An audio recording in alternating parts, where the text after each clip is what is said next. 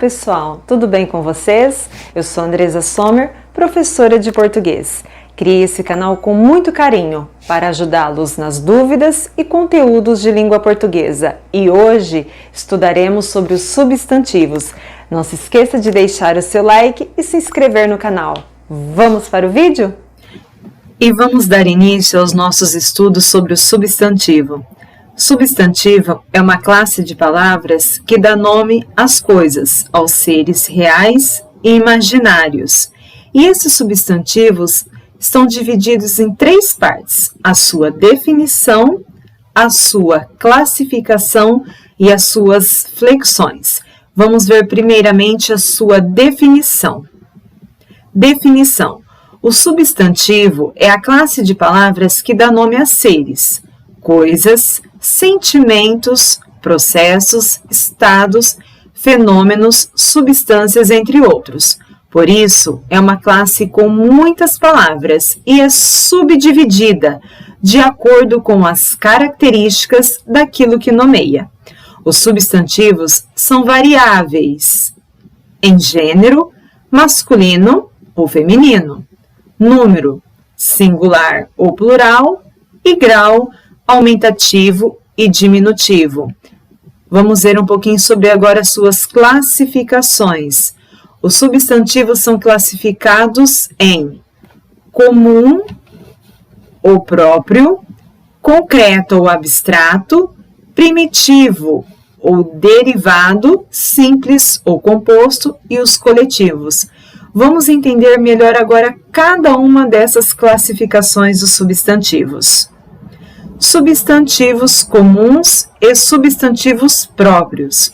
Substantivo comum é um nome comum generalizado que se dá a uma espécie ou categoria de ser ou coisa, podendo ser aplicado ao grupo inteiro da mesma espécie ou categoria. Ele vem sempre em letra minúscula. Agora, os substantivos próprios é um nome específico que se dá a algum indivíduo, lugar, marca, entre outros. O nome próprio serve para identificar um substantivo em relação aos demais, tornando-o inconfundível. Costuma estar em letra maiúscula. Peguei o exemplo aqui desse mapa para ilustrar muito bem o substantivo comum e o substantivo próprio. Esse mapa representa um país, certo? País, substantivo comum, como está aqui no nosso exemplo. Brasil. Brasil é um substantivo próprio. Então, dentro do nosso continente, nós temos vários países, inclusive o Brasil, que é o nosso país. Agora, aqui, ó, comum, cachorro, próprio, rex. Escritor, temos vários escritores. Machado de Assis. Menino, substantivo comum. Pedro, substantivo próprio. O meu cachorro é engraçado. O rex é engraçado. Cachorro aqui, substantivo comum. Já rex, substantivo próprio.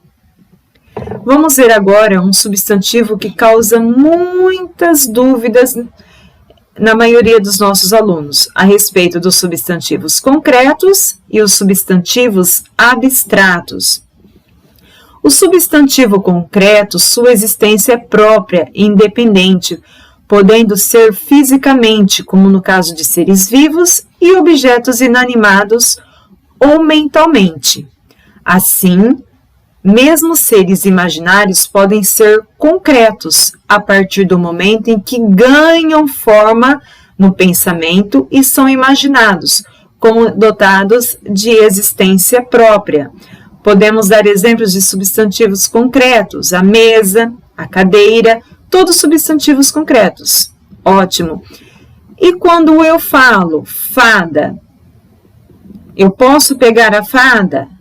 Eu posso ver a fada, mas eu consigo ter uma imagem da fada, né? No meu imaginário eu consigo imaginá-la. O mesmo exemplo com a palavra Deus. Há uma confusão muito grande com essa palavra. Deus, substantivo concreto ou substantivo abstrato? Nós, biblicamente falando, não falando de religião, mas biblicamente falando, Deus nos fez a sua imagem e semelhança. O que quer dizer isso daí? Que nós temos uma imagem da figura de Deus. Então, substantivo concreto, certo? Agora vamos ver um pouquinho sobre os substantivos abstratos. É aquele que depende de um ser concreto para existir. Isto é, para ser produzido.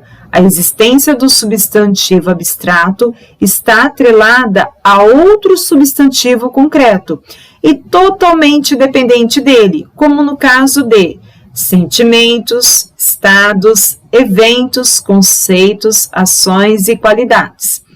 Aqui na nossa ilustração eu coloquei como um substantivo concreto, professor. E o que o professor faz? Ensina. O ensino desse professor é maravilhoso. Que o ensino, a palavra ensino é um substantivo abstrato, porém professor é um substantivo concreto, certo? Temos outros exemplos aqui. Dragão, concreto, medo abstrato, água, sede, ser humano, vida. Imaginou um anjo no céu? A fé dela era inabalável. Entenderam? A palavra anjo, eu não posso ver, não posso tocar em um anjo, mas eu imagino, eu sei o conceito de anjo, posso imaginá-lo como ele é, certo? E aqui a fé. E é uma coisa muito interessante também, voltando um pouquinho aqui, a questão da fé. A fé. É sempre um artigo, sempre não, na maioria das vezes, um substantivo abstrato está acompanhado de um artigo, tá? No caso aqui, a palavra fé está acompanhada de um artigo definido feminino no singular, certo? E vamos voltar um pouquinho aqui, ó. Totalmente dependendo dele, como no caso de sentimentos.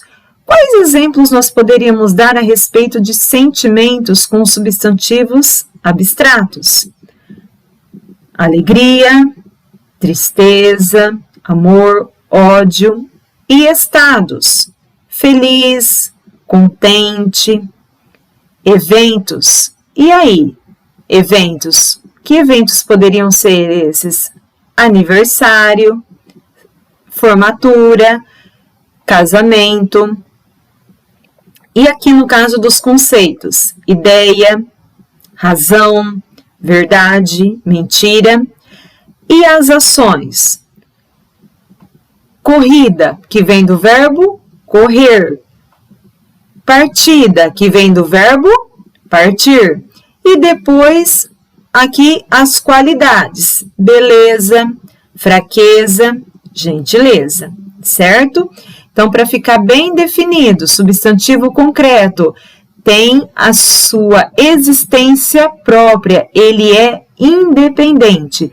Porém, os substantivos abstratos dependem de um ser concreto. Ok, pessoal? Então, vamos partir agora para os substantivos primitivos e os substantivos derivados. Até coloquei aqui a ilustração de um bichinho, um terror, né? Quando entra em nossas casas, um ratinho. E, vindo do rato, nós temos a ratoeira, o que ilustrou bem aqui. Substantivo primitivo é aquele cujo nome não se origina de outro nome. Por isso, é um nome que pode originar outros nomes. Substantivo derivado é aquele cujo nome origina-se de outro. Essa origem dá-se comumente por meio do radical de um substantivo primitivo, que nós acabamos de ver, rato, ratoeira. E olhe bem aqui o radical, né? O que prevalece aqui é a permanência do radical.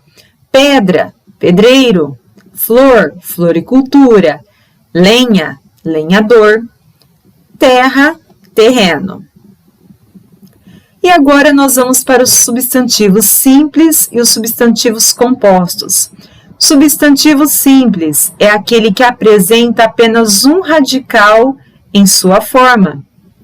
Substantivo composto é aquele que apresenta mais de um radical em sua forma.